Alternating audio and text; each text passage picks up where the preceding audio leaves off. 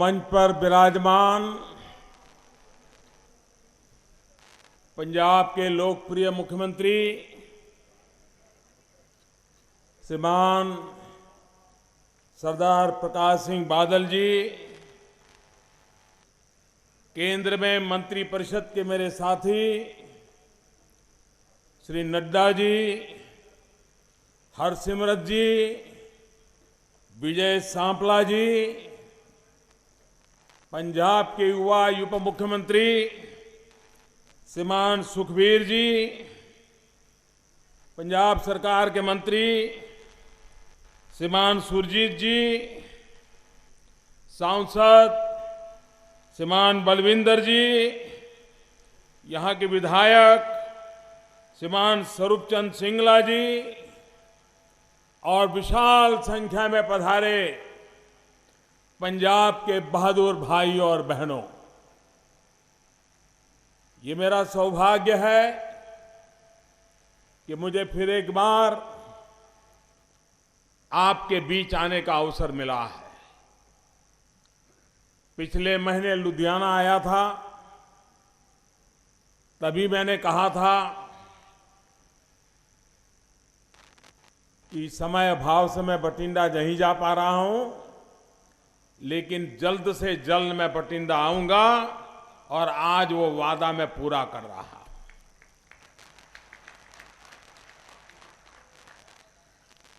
देश के विकास में रोड बने, एयरपोर्ट बने, रेल चले, इसका जितना महत्व है उससे भी ज्यादा सामान्य नागरिकों के लिए सोशल इंफ्रास्ट्रक्चर,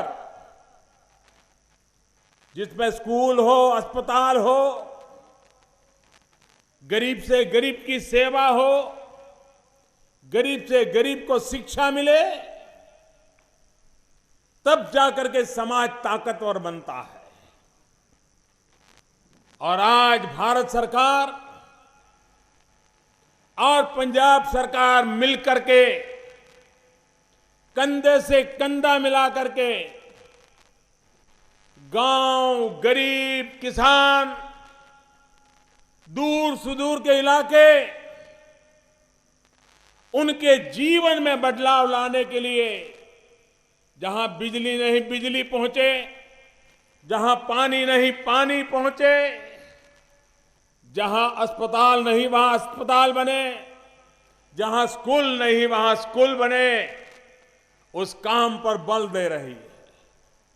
और उसी के तहत आज बठिंडा में 925 करोड़ रुपए से ज्यादा, करीब 1000 करोड़ रुपए की लागत से एम्स का निर्माण होने जा रहा है। ये एम्स सिर्फ बीमारों की बीमारी दूर करेगा ऐसा नहीं,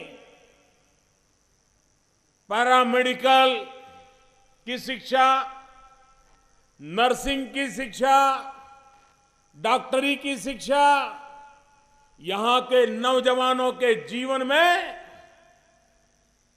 पूरा पूरा उनका भविष्य, और एक पीढ़ी का नहीं, आने वाली पीढ़ियों का भी भविष्य बदलने की ताकत इस एम्स की योजना में बनी हुई है। कितना बड़ा भला होगा इस इलाके का, मेरे पूर्व वक्ताओं ने इसकी विस्तार से चर्चा की है। और जैसे बादल साहब कहते थे, उद्घाटन की चर्चा इस सरकार का स्वभाव है। जिस काम का शिलान्यास हम करते हैं, उसका उद्घाटन भी हमारे ही कार्यकाल में करते हैं। वरना पहले सरकारें चुनाव आते ही हर गली मोहल्ले में जाकर के पत्थर खड़े करके आ जाते थे, लोगों को समझा देते थे होगा वो होगा, और बाद में भूल जाते थे। हम तो योजना बनाते हैं तो पूछते हैं बताओ भाई किस तारीख को पूरा करोगे, और तब जाकर के देश में गति आती है।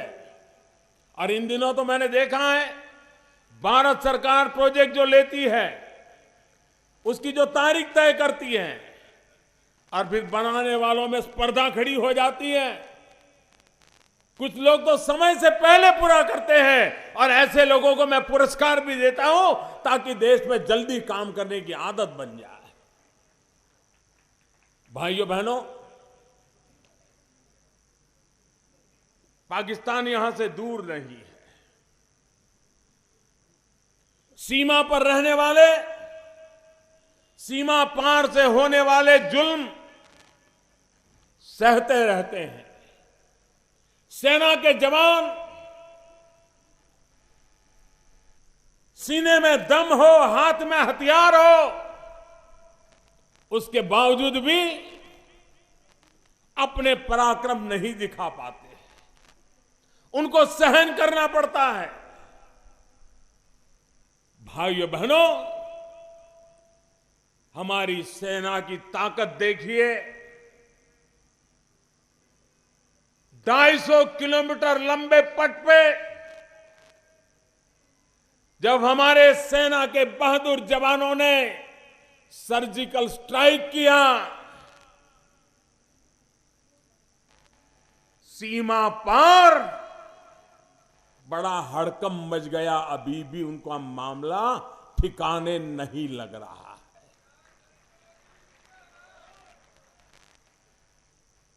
लेकिन मैं पाकिस्तान के पड़ोस में आज खड़ा हूं, तब सीमा पर खड़ा हूं, तब मैं फिर एक बार पाकिस्तान की अवाम से बात करना चाहता हूं। मैं पाकिस्तान की अवाम से कहना चाहता हूं, यह हिंदुस्तान है, यहां के 125 करोड़ देशवासी है। जब पेशावर में बच्चों को मार दिया जाता है, 125 करोड़ हिंदुस्तानियों की आंख में आंसू टपकते हैं।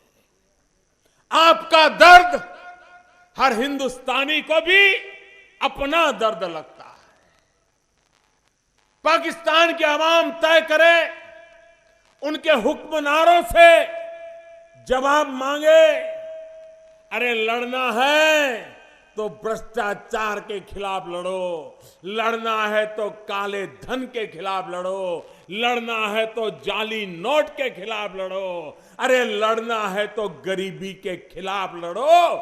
ये भारत के साथ लड़ाई लड़के खुद को भी तबाह कर रहे हो और निर्दोषों का मौत के गुनहगार बनते चले जा रहे हो।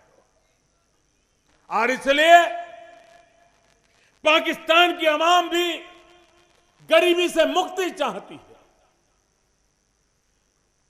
कोई कारण नहीं है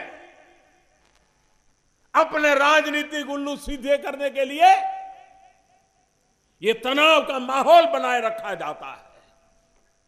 और अब पाकिस्तान ने देख लिया है भारत की सेना में दम कितना है, हमारे फौजियों की ताकत कितनी है, अब परिचय करवा दिया है। भाइयों बहनों, Indus water treaty, Sutlej, Beas, Ravi, ये 3 नदियों का पानी, उसमें जो हिंदुस्तान के हक का पानी है, ये मेरे किसान भाइयों के हक का पानी है। वो पानी आपके खेत में नहीं आ रहा, पाकिस्तान के माध्यम से समंदर में बह जाता है। न पाकिस्तान उसका उपयोग करता है, न हिंदुस्तान के किसान के नसीब आता है। मैं एक बड़ी मक्कमता के साथ आगे बढ़ रहा हूं। मैंने एक टास्क फोर्स बनाया है। ये इंडस वाटर ट्रीटी जो है, जिसमें हिंदुस्तान के हक का पानी है जो पाकिस्तान में बह जाता है, अब वो बूंद बूंद पानी रोक करके मैं पंजाब के, जम्मू कश्मीर के, हिंदुस्तान के किसानों के लिए वो पानी लाने के लिए कृत संकल्प हूं। भाइयों बहनों, कोई कारण नहीं है हम हमारे हक का भी इस्तेमाल न करें और मेरा किसान पानी के बिना तरसता रहे। आपके मुझे आशीर्वाद चाहिए भाइयों बहनों, आपके खेतों को भी लबालब पानी से भरने का इरादा लेकर के मैं चल रहा हूं भाइयों।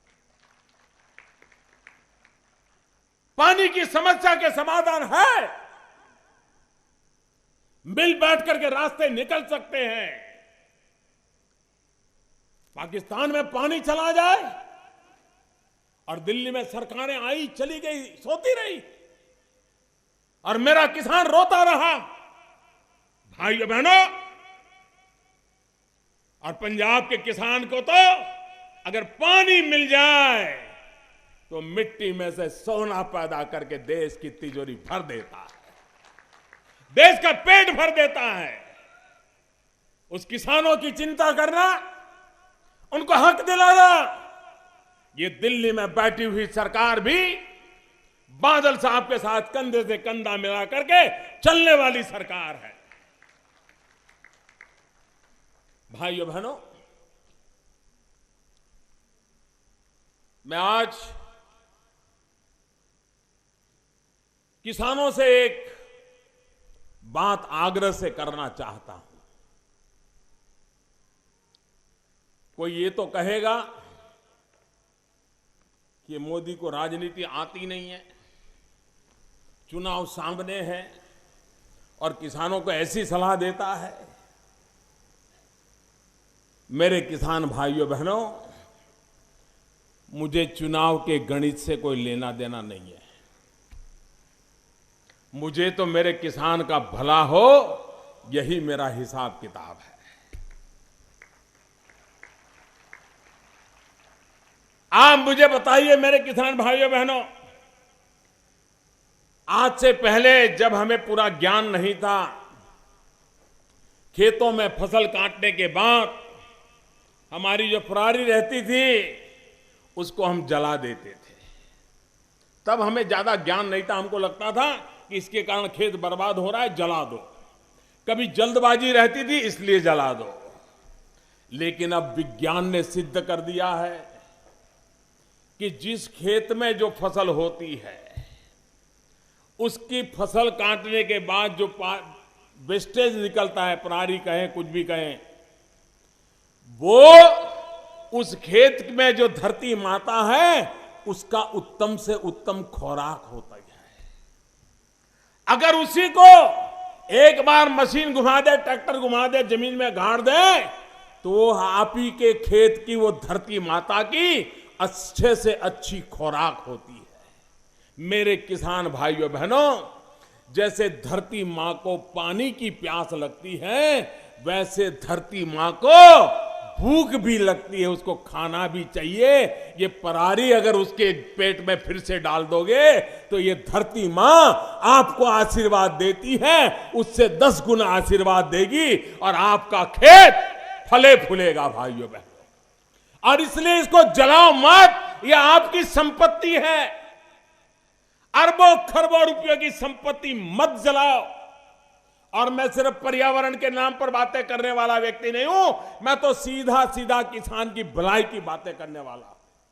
और इसलिए पंजाब हो, हरियाणा हो, पश्चिम उत्तर प्रदेश हो, उत्तरी राजस्थान हो, हम ये पराली न जलाएं। और अब तो विज्ञान आगे बढ़ रहा है, ये वेस्टेज में से इथेनॉल बनने की संभावनाएं साफ नजर आ रही है। भारत सरकार उस पर बड़ा तेजी से काम कर रही है। आने वाले दिनों में हमारे इन किसानों को उसका लाभ मिलेगा, और जब लाभ मिलेगा तो पराली से भी पैसा आएगा। और इसलिए मेरे भाइयों बहनों, आज से संकल्प करो, हमारी इस धरती माता का हक का जो खाना है उसको हम जला नहीं देंगे, उसको उसी जमीन में गाड़ देंगे। वो खाद बन जाएगा, मां का पेट भी भरेगा, उत्तम फसल भी होगी, जो देश का भी पेट भरेगा। और इसलिए मैं आपसे आज आग्रह करने आया। भाइयों बहनों, आप जानते हैं भ्रष्टाचार ने, काले धन ने इस देश के मध्यम वर्ग को लूटा है, उसका शोषण किया है और भ्रष्टाचार काले धन ने गरीबों को उसके हकों से वंचित रखा है। मुझे मध्यम वर्ग का शोषण बंद करवाना है। उनके लिए लूट जो हो रही है वो लूट बंद करवानी है और मुझे गरीबों का जो हक है वो हक दिलवाना है। कुछ भी काम करो, बच्चे को स्कूल ले जाना है तो भी स्कूल वाला कहता है चेक से इतना लेंगे, कैश में इतना लेंगे। जमीन खरीदनी है, बोले कैश से इतना लेंगे, चेक से इतना लेंगे। अस्पताल डॉक्टर के पास जाना है, कैश इतना दो, चेक इतना दो। ये काला कारोबार देश को दीमक की तरह खाता चला जा रहा है और इसलिए भाइयों बहनों 500 और 1000 रुपए की नोट पर प्रतिबंध लगाया है। नई नोट धीरे धीरे आने वाली है और देश की जनता ने जो तकलीफ झेली है, कठिनाई झेली है, भाइयों बहनों करोड़ों करोड़ों देशवासियों का शुक्र गुजारने के लिए मेरे शब्द भी कम पड़ जाते हैं। इतना आपने कष्ट झेलने के बाद भी इस अच्छे काम के साथ आप खड़े रहे हो, ईमानदारी के काम के साथ खड़े रहे हो। भाइयों बहनों कठिनाइयों का रास्ता भी है और उस रास्ते के लिए मैं आपकी मदद चाहने आया हूं। आपका जो पास मोबाइल फोन है वो सिर्फ मोबाइल फोन नहीं है। आपके मोबाइल फोन को आप अपनी खुद की बैंक बना सकते हो। आपके मोबाइल फोन को आप अपना बटवा बना सकते हो। एक भी रुपये का कैश नोट न हो तो भी आज का विज्ञान ऐसा है, टेक्नोलॉजी ऐसी है, अगर आपके पैसे बैंक में जमा पड़े हैं तो आप मोबाइल फोन से बाजार से खरीदी कर सकते हैं, मोबाइल फोन से पेमेंट दे सकते हैं। हाथ को रुपये को छुए बिना भी आपका पूरा कारोबार कर सकते हैं। हमारे देश में जितने परिवार हैं उससे 4 गुना टेलीफोन है हाथ में लोगों के, मोबाइल फोन है। आज मोबाइल बैंकिंग चलता है। भविष्य में भी भ्रष्टाचारियों को फिर से अगर उठने नहीं देना है, काले धन वालों को उठने नहीं देना है, तो मैं देशवासियों से आग्रह करता हूं कि आप अपने मोबाइल फोन में ही बैंक का ब्रांच बना दो। मोबाइल फोन पर बैंकों के ऐप होते हैं, उसको डाउनलोड करिए। मैं नौजवानों को कहूंगा, यूनिवर्सिटीज को कहूंगा, राजनेताओं को कहूंगा कि अपने इलाके में नागरिकों का प्रशिक्षण करें, व्यापारियों को शिक्षा करें। हर एक के मोबाइल में अगर ऐप आ गया तो मैं जिस दुकान में जाऊंगा उसको कहूंगा कि मेरे पास ये ऐप है, मुझे 200 रुपये का सामान चाहिए, आप मोबाइल फोन में नंबर लगाइए, 200 रुपया 1 सेकंड में उसके पास चला जाएगा और वो देखेगा हाँ मेरा 200 रुपया आ गया, आपका काम हो गया। भाइयों बहनों अब वो जमाना चला गया कि जेब में नोटें भर भर करके जाना पड़े, चोर लुटेरों का भी कोई भय नहीं। भाइयों बहनों जाली नोट इसने हमारे देश के नौजवानों को तबाह किया है। मेरे देश के नौजवानों को बचाने के लिए जाली नोटों का भी खात्मा करना ये समय की मांग है। और इसलिए मेरे प्यारे भाइयों बहनों मैं आपसे आग्रह करता हूं, मैं आपसे आग्रह करने आया हूं कि आप पूरी समर्थन दे करके ये देश को महान बनाने का जो अभियान चला है, उस अभियान में कंधे से कंधा मिला करके चलिए, हर किसी की मदद कीजिए और हमारे पंजाब को आगे ले जाइए। ये पंजाब का सौभाग्य है कि बादल साहब जैसे ऐसे एक महान नेता पंजाब की धरती पर है। ये देश इस बात का गर्व करता है, जब हिंदुस्तान के यंगेस्ट चीफ मिनिस्टर की चर्चा होती थी तो कहा जाता था भारत का सबसे यंगेस्ट को मुख्यमंत्री है तो प्रकाश सिंह बादल है। और आज हिंदुस्तान में सबसे वरिष्ठ मुख्यमंत्री कौन की चर्चा होती है तो वो भी प्रकाश सिंह बादल है। इतने लंबे अरसे तक जनता जनार्दन का एक व्यक्ति के प्रति विश्वास, ये कितना बड़ा तपस्या का रास्ता है जो हम सब अनुभव करते हैं।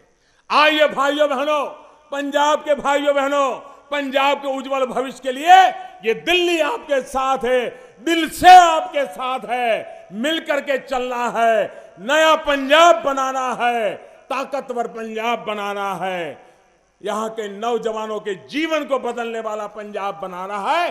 और एम्स से एक नया चैप्टर खुल रहा है जो स्वस्थ पंजाब की दिशा में एक महरूम कदम होगा। मैं फिर एक बार आप सबका बहुत बहुत धन्यवाद करता हूं, बादल साहब का धन्यवाद करता हूं। धन्यवाद।